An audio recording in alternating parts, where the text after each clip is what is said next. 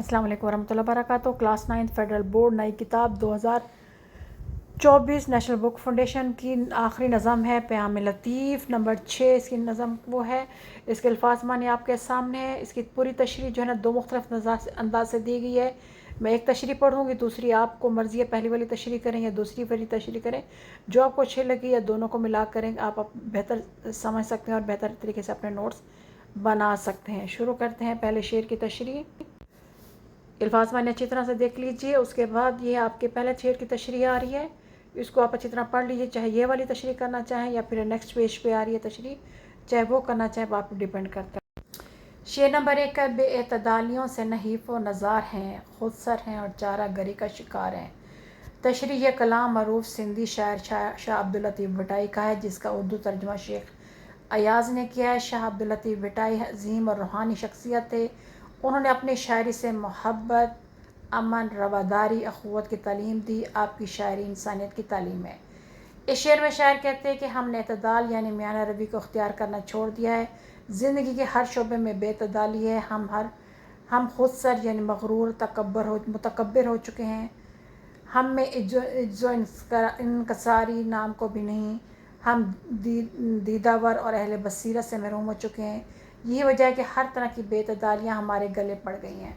हम अखलाकी, माशी, माशरती और हर तरह के बहरानों में यानी मुश्किलात में घिरे हुए हैं और इस सूरत हाल से बजाय ख़ुद निकलने के चारागरों की राह देख रहे हैं, यानी कोई आकर हमारी मुसीबत से निकाले कि वो हमें छुटकारा दिलाएंगे। मुख्तसर ये कि हमारी बेतदालियाँ हमारी बदहाली का असल सबब हैं।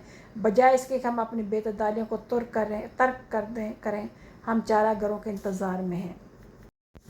ये शेर नंबर 2 है। चाहे तो आप ये वाले अंदाज की तशरीह करें या इसे नेक्स्ट उस पर आ रही है, चाहे वो वाली करें, अब आप डिपेंड करता है। एक मैं पढ़ती जाऊँगी और एक आपको दिखाती जाऊँगी, जो आप मर्ज़ी आप इसमें से करना चाहते हैं। शुरू करते हैं। शेर नंबर 2 है, बेतदालियाँ हों तो चारागर क्या करे, परहेज़ ना हो तो दवा क्या करे। तशरीह कलाम मरूफ सिंधी शायर अब्दुल लतीफ़ भटाई का है, जिसका उर्दू तर्जुमा शेख अयाज़ ने किया है। शाह अब्दुल लतीफ़ भटाई अजीम रूहानी शख्सियत थे। उन्होंने अपनी शायरी से मोहब्बत, अमन, रवादारी, अखुवत की तालीम दी है। आपकी शायरी इंसानियत की तालीम है।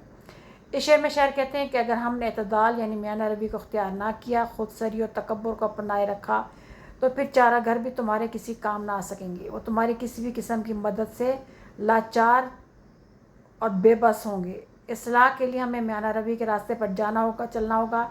कहा जाता है कि इलाज से बेहतर है एहतियात है। इस तरह जब तक हम अपनी बेतदालियों यानी फजूल खर्चियों, बद परहेजियों से बाज नहीं आएंगे, हाथ से बढ़ना नहीं छोड़ेंगे, तब तक हम दुरुस्त सिमत इख्तियार ना कर सकेंगे। थोड़ा सा छोटा दिया हुआ है, लेकिन आप इसको स्क्रीनशॉट लेंगे या उसको वीडियो को पॉज करके या उसका स्क्रीन बड़ी करके देखेंगे तो आपको ये क्लियर नज़र आ जाएगा साफ। ये शेर नंबर 3 की तशरीह है। पहले अंदाज से तशरीह है, चाहे तो आप ये लिखें, इसमें से पॉइंट्स आप ले सकते हैं। स्टार्टिंग में ज़्यादातर जो है ना वो शायर के बारे में और उसके बाद तशरीह शुरू हो जाती है। आइए शुरू करते हैं इस तशरीह को दूसरे अंदाज से। मैं आपको पढ़ के बता देती हूँ, जब आपकी मर्ज़ी आप कौन सी करना चाहते हैं। शेर नंबर 3 है, चारा साजों में बैठना सीखो, फिर ना होगा कोई आज़ाद। रास आएगा इनका कुर्ब, तुम्हें जो बदलते हैं फितरत बीमार। सबसे पहले वो कलाम से मरूफ सिंधी शायर अब्दुल लतीफ़ भटाई का है, जिसका उर्दू तर्जुमा शेख अयाज़ ने किया है।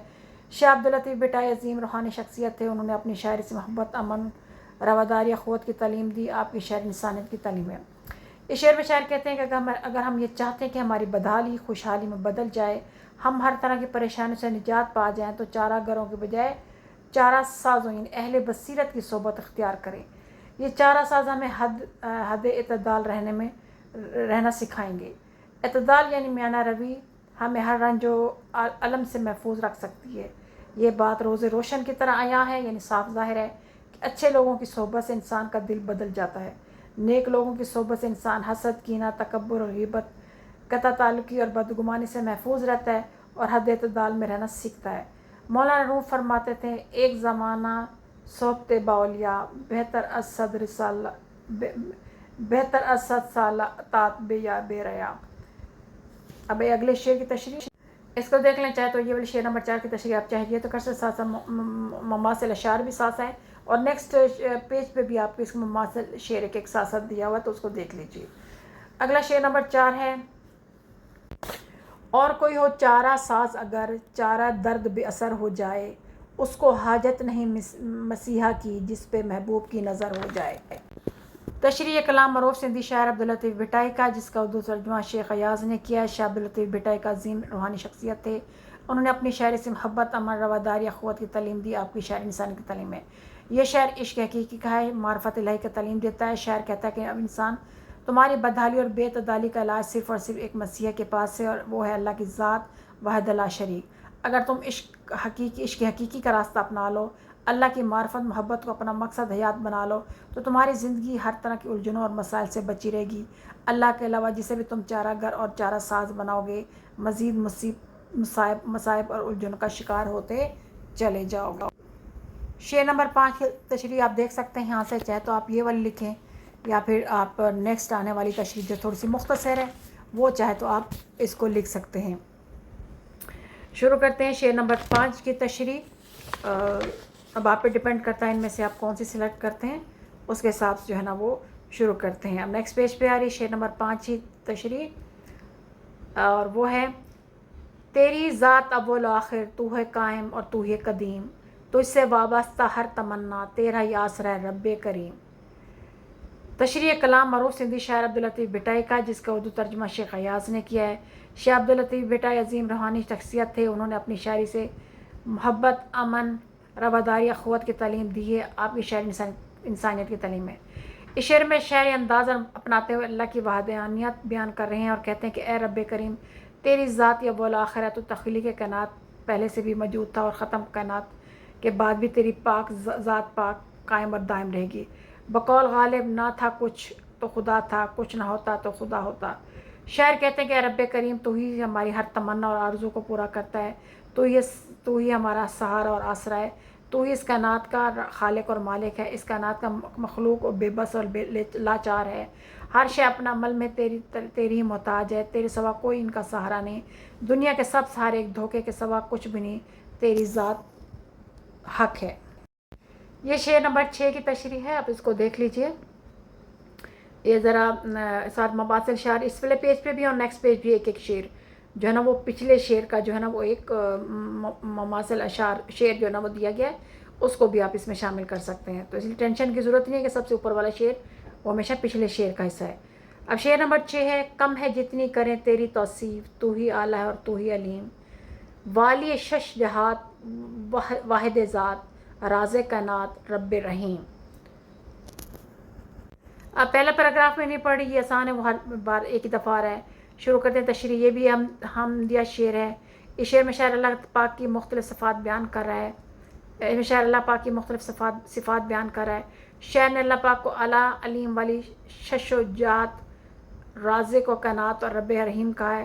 شاعر کہتے ہیں اے رب رحیم، تیری حمد و ثنا جتنی بھی کی جائے وہ کم ہے، تیری ذات سب سے برتر ہے، سب سے اعلیٰ ہے، تیری دسترس میں کائنات کی ہر شے ہے، تو واحد لا شریک ہے، تو دلوں تک کے راز جانتا ہے، ہر شے کو رزق دینے والی ذات صرف تیری ہے، جمادات، نباتات، حیوانات سب کو تو ہی رزق دے رہا ہے، تو جیسا کوئی رحیم و کریم نہیں، جو تجھے مانتے تک نہیں، تو انہیں بھی رزق اور اپنی نعمتوں سے نواز رہا ہے، تیری رحمت ہی ہماری بخشش کا ذریعہ ہے۔ تھوڑا سا چھوٹے لکھا ہوا ہے لیکن اس کو اسکرین شاٹ لے کے یا اس کو پاز کر کے فل اسکرین کر کے آپ اس کو دیکھیں گے تو آپ کو یہ سارا اچھی طرح صاف نظر آ رہا ہے۔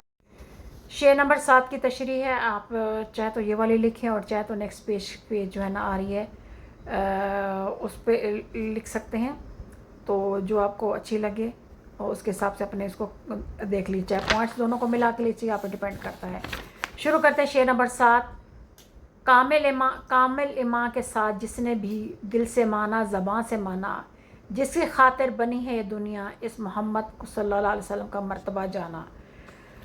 پہلا پیراگراف چھوڑ دیتے ہیں، وہ ایک ہی بار آ رہا ہے۔ اگلا ہے اس شعر کے پہلے مصرعے میں ایمان کی تکمیل کے حوالے سے بات کرتے ہوئے کہتے ہیں کہ اللہ کی وحدانیت کا اقرار صرف زبان سے نہیں بلکہ دل سے بھی کرنا ہوتا ہے، یعنی اللہ کو ایک اور یکتا مانا جائے۔ اسلام کا سارا نظام اس عقیدہ توحید میں پنہان چھپا ہوا ہے، کیونکہ یہی انسانیت کا پہلا اور بنیادی عقیدہ ہے۔ شعر کے دوسرے مصرعے میں شاعر نبی اکرم صلی اللہ علیہ وسلم کے مقام و مرتبے کی اہمیت بیان کرتے ہوئے کہتا ہے کہ کامل ایمان کا تقاضا ہے کہ آپ صلی اللہ علیہ وسلم کو نبی آخر زمان مانا جائے۔ آپ صلی اللہ علیہ وسلم قیامت تک کے نبی ہیں، یا کائنات اور اس کی موجودات کی وجہ سے تخلیق اور صرف آپ صلی اللہ علیہ وسلم کی ذات ہے، اگر نبی صلی اللہ علیہ وسلم نہ آتے تو یہ کائنات بھی نہ بنائی جاتی۔